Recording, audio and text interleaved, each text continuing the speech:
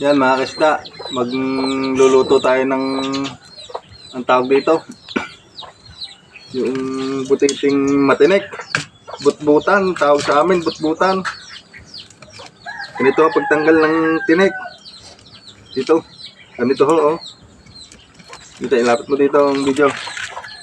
Yan mga kaisda, lalahakan ho natin ito ng malunggay na may kara.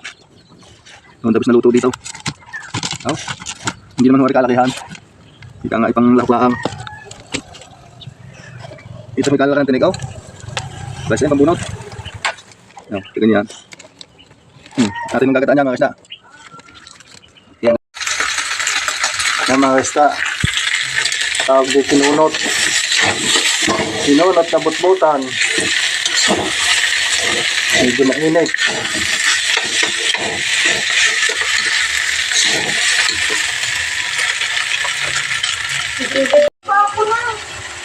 Yan mga isda, luto na.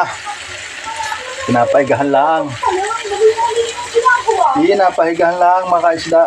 Mamaya i-ari pang ulam ng kaya namang gatang butbutan na may kasamang malunggay. Yan na mga isda. Lumalatik-latik na mga isda. Sarap na rin ulam.